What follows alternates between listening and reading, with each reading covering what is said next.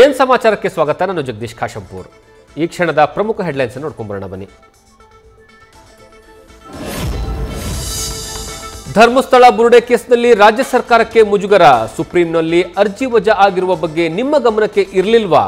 Doctor G ಪರಮೇಶ್ವರ್ಗೆ ಸಾಲು ಸಾಲು ಪ್ರಶ್ನೆ ಮಾಡಿ ಬೇಸರ ವ್ಯಕ್ತಪಡಿಸಿದ ಸಿಎಂ.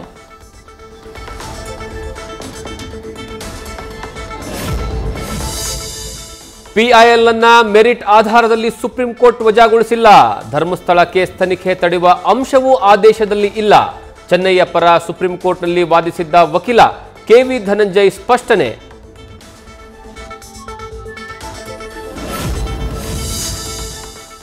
ಕೆಆರ್ಎಸ್ ಆಣೆಕಟ್ಟು ಬಳಿ ಗಂಗಾ ಆರತಿ ಮಾದರಿಯಲ್ಲಿ ಕಾವೇರಿ ಆರತಿ. ಕಾವೇರಿ ಮೂರ್ತಿಗೆ ಪೂಜೆ ಸಲ್ಲಿಸಿ ದೀಪ ಬೆಳಗುವ ಮೂಲಕ ಅದ್ಧೂರಿ ಚಾಲನೆ. ಇನ್ನು 4 ದಿನ ನಡೆಯಲಿರುವಂತಹ ಗಂಗಾ ಆರತಿ.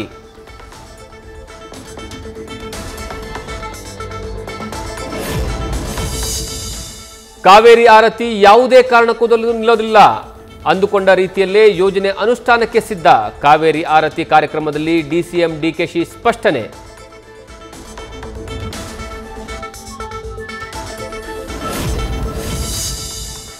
ಪೊಲೀಸ್ ನೇಮಕಾತಿ ವಯೋಮಿತಿ ಹೆಚ್ಚಳಕ್ಕಾಗಿ ಪ್ರತಿಭಟನೆಯ ಬೆನ್ನಲ್ಲೇ ಸರ್ಕಾರ ಅಲರ್ಟ್. ವಯೋಮಿತಿ 2 ವರ್ಷ ಸಡಿಲಿಕೆಗೆ ಚಿಂತನೆ. ಸಚಿವ ಸಂಪುಟದಲ್ಲಿ ಮುಂದಿನ ತೀರ್ಮಾನ ಕೈಗೊಳ್ಳಲಿರುವ ಸಾಧ್ಯತೆ.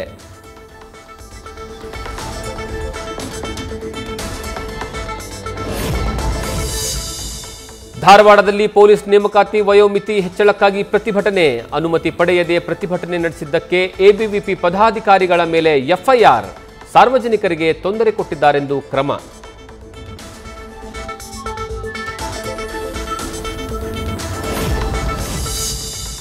ಗೃಹ ಪ್ರವೇಶಕ್ಕೂ ಮೊದಲೇ ವಾಲಿದ 5 ಅಂತಸ್ತಿನ ಬೃಹತ್ ಕಟ್ಟಡ. ಕೋರಮಂಗಲದ 1ನೇ ಬ್ಲಾಕ್ನ ವೆಂಕಟಾಪುರಂನಲ್ಲಿ ಘಟನೆ. ನಿಯಮ ಮೀರಿ ಕಟ್ಟಡ ನಿರ್ಮಿಸಿದ್ದ ಮಾಲೀಕ ಜೆಸಿಬಿ ಮೂಲಕ ಮನೆ ತೆರವು.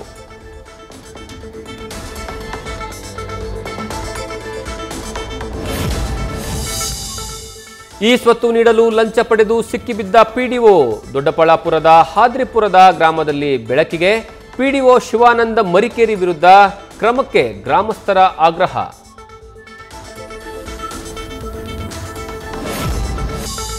ಕಿದ್ವಾಯಿ ಆಸ್ಪತ್ರೆಗೆ ಲೋಕಾಯುಕ್ತರಿಂದ ದಿಢೀರ್ ದಾಳಿ. ಅನಾಮಧೇಯ ದೂರು ಆಧರಿಸಿ ಪರಿಶೀಲನೆ. ಆಸ್ಪತ್ರೆಯ ಅವ್ಯವಸ್ಥೆಯ ಬಗ್ಗೆ ಸಮಸ್ಯೆ ಹೇಳಿಕೊಂಡ ರೋಗಿಗಳು.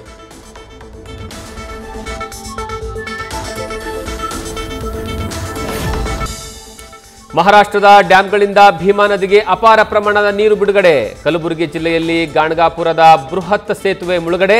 ಭೀಮೆಯ ಜಲಾಬ್ಬರಕ್ಕೆ 36 ಗ್ರಾಮಗಳು ತತ್ತರ.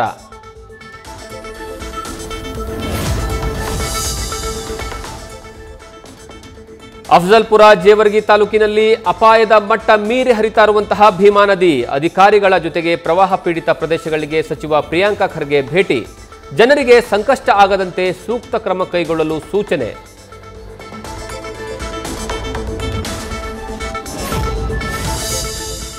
ಹೈದರಾಬಾದ್ನಲ್ಲಿ ಭಾರೀ ಮಳೆಗೆ ಉಕ್ಕಿ ಹರಿದ ಮೂಸಿ ನದಿ. ಚಾಂದರ್ ಘಾಟ್ ಪ್ರದೇಶಕ್ಕೆ ನೀರು ನುಗ್ಗಿ ಅವಾಂತರ. ಕೊಚ್ಚಿ ಹೋದ ಬೈಕ್ಗಳು. ಜನಜೀವನ ಅಸ್ತವ್ಯಸ್ತ.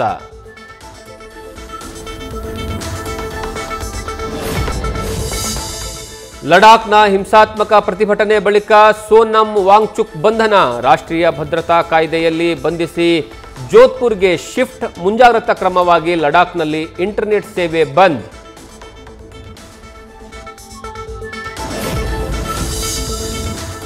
ವಿಶ್ವಸಂಸ್ಥೆಯಲ್ಲಿ ಇಸ್ರೇಲ್ ಪ್ರಧಾನಿಗೆ ಭಾರೀ ಮುಖಭಂಗ. ಗಾಜಾದಲ್ಲಿ ನಡೆದಿದ ಯುದ್ಧವನ್ನ ಪ್ರತಿಭಟಿಸಿ ವಿಶ್ವಸಂಸ್ಥೆಯ ಪ್ರತಿನಿಧಿಗಳು ವಾಕೌಟ್. ಖಾಲಿ ಕುರ್ಚಿಗಳಿಗೆ ಭಾಷಣ ಮಾಡಿದ ನೇತನ್ಯಾಹು.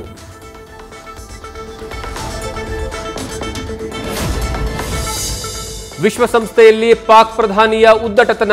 ಕದನ ವಿರಾಮಕ್ಕೆ ಅಮೆರಿಕ ಅಧ್ಯಕ್ಷ ಡೊನಾಲ್ಡ್ ಟ್ರಂಪ್ ಕಾರಣ. ಟ್ರಂಪ್ಗೆ ನೊಬೆಲ್ ಶಾಂತಿ ಪಾರಿತೋಷಕ ನೀಡಬೇಕು ಅಂದ ಶರೀಫ್.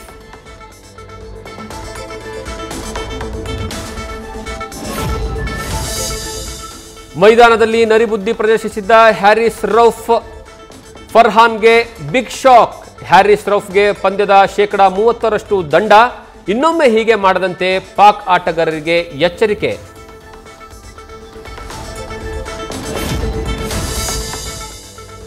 ಲಂಕಾ ಶಾಕ್ನಿಂದ ಪಾರಾದ ಟೀಂ ಇಂಡಿಯಾ ಅನೌಪಚಾರಿಕ ಪಂದ್ಯದಲ್ಲಿ ರೋಚಕವಾಗಿ ಗೆದ್ದ ಭಾರತ.